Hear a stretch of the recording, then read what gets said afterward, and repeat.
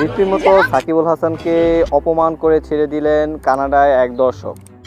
Viewers, Shakibul হাসানকে প্রমাণ করলেন, কারণ হচ্ছে যে বাংলাদেশের গোটা ইস্যু নিয়ে প্রচুর সমালোচনা হইতেছে, কিন্তু সাকিবুল হাসান সেই বিষয় নিয়ে কোনো প্রতিবাদ করে নাই, কোনো কথাই বলে নাই। সেই জন্য সাকিবুল হাসানের সাথে এক দর্শকের কথোপকথন এবং তর্ক বিতর্ক হয়। সেখানে ওই দর্শক বলতেছে, চোখে দেখেন না হয় কম দেখেন, বিবেকটাও কি নিয়ে গেছেন? তখন সাকিবুল হাসান রেগে বলতেছে, আপনি দেশের জন্য কি করেছেন?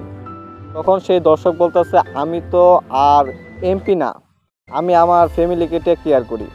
তখন সাকিবুল হাসান আবারও রেগে বলতেছে, আপনি দেশের জন্য কি করেছেন? তখন ওই দর্শক বলতেছে, রিজাইন করেন নির্লজ্জ। এরপর মাঠে থাকা অফিসারদের বলে, আপনারা কিছু করতে পারবেন না। এরপর কিছুক্ষণ পরই একজন রেমিটেন্স যোদ্ধার দিকে তেড়ে এসে বলে, আপনি দেশের জন্য করেছেন, ছি ছি ছি। এতটাই অহংকারী, নির্লজ্জ হয়ে গেছে, ফেসবুকের সব বলছিল বলতে পারতেন, কিন্তু সাকিবুল হাসান এইসব ইস্যু নিয়ে কোনো কথাবার্তাই বললেন না। এছাড়া সাকিবুল হাসান বাংলাদেশের অন্যতম একজন ক্রিকেটার, এবং দেখেন অন্যান্য ক্রিকেটাররা এইসব ইস্যু নিয়ে কথা বলছে, কিন্তু সাকিবুল হাসানকে কোনো ইস্যু নিয়ে কোনো কথা বলতেই দেখা যায় নাই। কিন্তু এইসব এক্সপেক্ট করে নাই বাংলাদেশের ক্রিকেট ভক্তরা।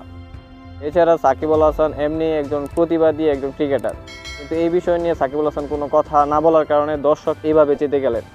এটা চেতাটাই অন্তত স্বাভাবিক।